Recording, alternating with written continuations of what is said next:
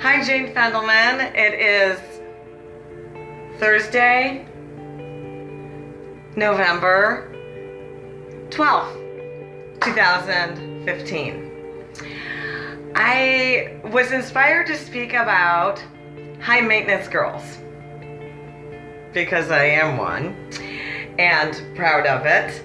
And, is it my, oh yeah, that's in it. This is a great light. This is probably my best lighting in front of the window here. When I was a young woman, I was trying not to be a high maintenance girl. Trying really hard. Trying to fight against PMS. My girlfriend Shannon just pulled up. And of course not winning, because your body chemistry is hard to fight, and also you're not supposed to win against PMS because it's not something that you have to be drugged for, because it's not a disorder. It is actually a phenomenon that helps young women not keep on tolerating stupid shit in their life, and it teaches you, it gives you a tiny taste of what it's like to experience menopause, when you are really swinging the sword when you're older and cutting out all of the ridiculous garbage from your life. So PMS is a moment in your life. It's a few days or a week or maybe more, maybe 2 weeks, up until your moon cycle starts and you feel this great release and this relaxation. But this time of PMS is actually a time of a young woman getting up to here, like Popeye. You young people won't remember. That's all I can stand. I can't stand no more. And PMS is a time when all of this stupid stuff you've been putting up with, it's finally like, no more, and you finally speak up about it. And then women feel bad about it afterwards, but don't, because it's just your emotions, and it's everything that you weren't saying that you needed to say before you felt premenstrual. So young women have to learn that their feelings aren't wrong and bad. That everything that you're feeling is okay. It's okay for you to have feelings. It's okay for you to feel what you feel. And women are complicated. And telling them to calm down or that they're overreacting does nothing to fix that. In fact, it's like gasoline on the fire. Why say that? It doesn't fix anything. Calm down, you're overreacting. When has that ever worked, men? So what you say to them is, oh yes, that's so sad, or oh yes, that sucks, or do you need a hug, or let me just listen, or you're gorgeous when you're angry, just let it out. I'm just gonna sit down here and listen to you. God, you're amazing. Sting even wrote a song about women's emotions called All Four Seasons in One. Amazing song. Sting understands. Sting, I love you. If you weren't married, I would marry you. You'd be lucky to have me. So, a high maintenance girl. Here's what I want you to know. I was thinking about this because I just bought this new toaster oven.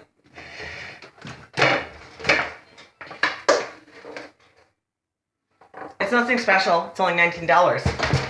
But it gives me all this extra space on my kitchen counter. Not all this extra space. It gives me an extra foot, which I'm so excited about. And I was thinking, that's so funny that something so little could make me so happy and excited. Because I am a high maintenance chick and worth every second of it.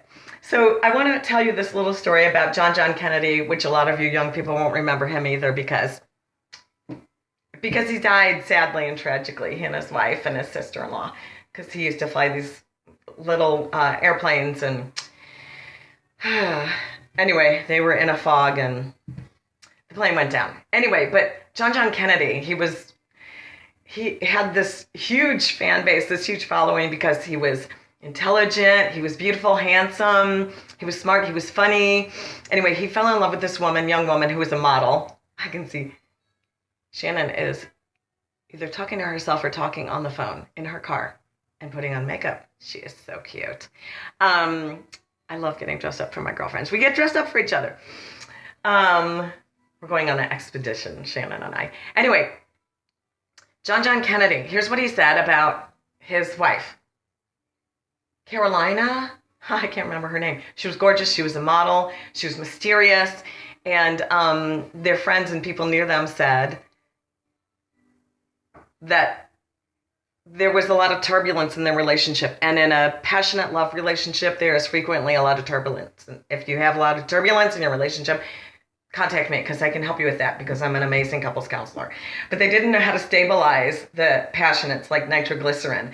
So it was either a friend of his after he died in an interview, or was it an interview with him? I can't remember because it's been so many years, that what this person said about John Kennedy was he loved her so much because he dated many beautiful actresses and models, and he could probably have his pick. But here's the thing that he loved so much about his wife. He couldn't just like get her. Like, I know everything about you. I know how you work. I get you. I got you. I can forget about you now. No. She was mysterious and complicated, and she was complicated. She was complicated. High maintenance. Very high maintenance. And so, he, as the masculine, had to seek and hunt and figure out the mysterious feminine. And there's a joy in that for men, or a masculine grounded person pursuing a feminine grounded person, because it could be a woman pursuing a man, or a masculine grounded gay person pursuing a feminine grounded gay or lesbian person. So what I'm saying is this: don't try to be calm and, like, a lot of women on the first date, they spill their guts, and now the guy knows your entire life story and every little thing. It's great for you to have some mystery in your life. And it's fine for your woman to be high maintenance and for you to have to figure her out a little bit. I'm not saying don't communicate and hide things. Communication has to be good. And if you have bad communication, like you're doing the bark and run, you know, one person's raising their voice and making lectures and the other person's withdrawing and not speaking, come and see me. I'll help you with that. I'm a great couples counselor. Come and see me. But if someone, your woman maybe, or your man, you know, if you're a masculine grounded, hi baby. If you're a masculine grounded woman,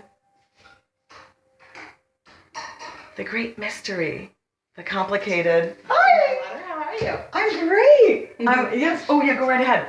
I'm just finishing a little videotape. Don't feel bad about being high maintenance. You can do that. Okay. It's really loud. It's really fine. I love you. So every noise you make is wonderful. I was talking about high maintenance and how happy my toaster made me. So it took me a long time as a young woman to stop putting down my feelings and feeling bad about feeling feelings, and to just accept that I'm an emotional creature. Women and children are emotional creatures. We're like horses. Some people are like masculine grounded, and they're like what's an animal that is not very easily upset? Like a tortoise? Not very easily upset? Mm-hmm. Or maybe they're upset and we can't tell. Oh, that's true. They're mostly mellow, it seems. So maybe a tortoise. Yes. Tortoise. Or masculine grounded people are like a rock, and feminine grounded people are like water and moving around the emotional map all the time.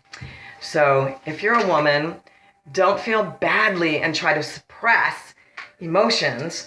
And when you get premenstrual, all the stuff's going to come out that was never working for you anyway. And speak it. And the more you give yourself permission to speak your feelings, the more they come out in a beautiful way. The more you suppress them, the more they will explode out of you. So I love you. Mwah.